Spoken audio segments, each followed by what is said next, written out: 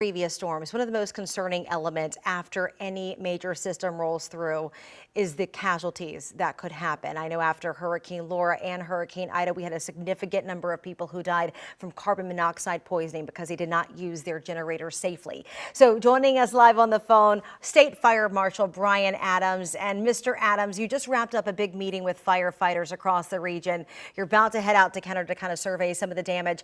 Talk about what you as a group collectively are doing and what you talked about doing with those boots on the ground.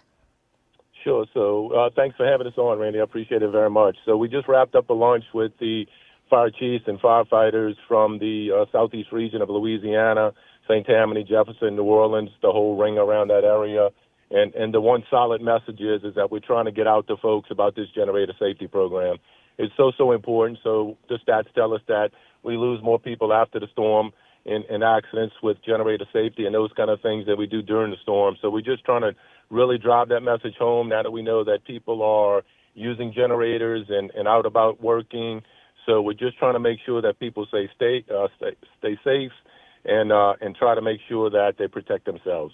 Now, we've really been punctuating the point. You do not want to put those generators inside any structure. They need to be 20 feet away. But what are some of the other things that people need to know in terms of this usage?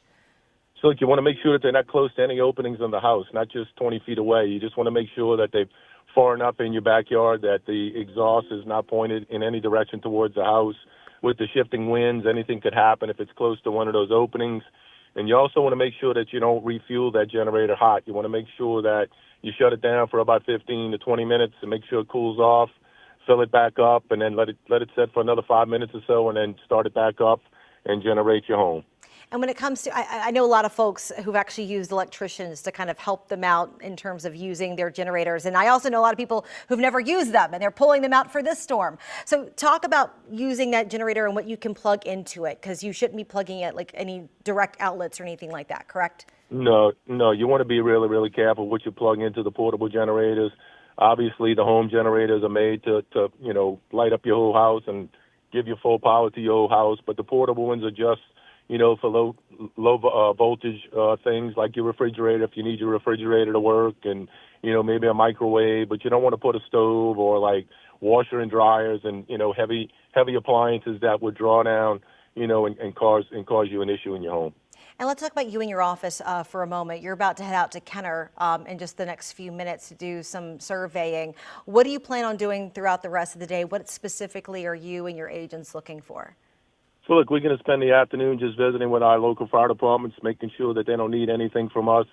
I'm going to do Jefferson Parish today, and I'm going to head out to Terrebonne, Thibodaux, that area tomorrow, and just make sure that the fire service knows that the Louisiana State Fire Marshal's office and the governor's office and this administration are fully in support of their agencies and what we can do to help them. Perfect. Mr. Adams, thank you so much. We appreciate your time. And it's also another great reminder for those of you at home right now. If you don't have one, you can run to any kind of hardware store, get those carbon monoxide detectors. Sometimes they even work in tangent with your fire detectors as well. Make sure you have those working and proper batteries in both. So that way, let's say that the wind does shift and maybe some of those fumes did make their way into your home. Those devices can help detect that. All right, let's get a check of that.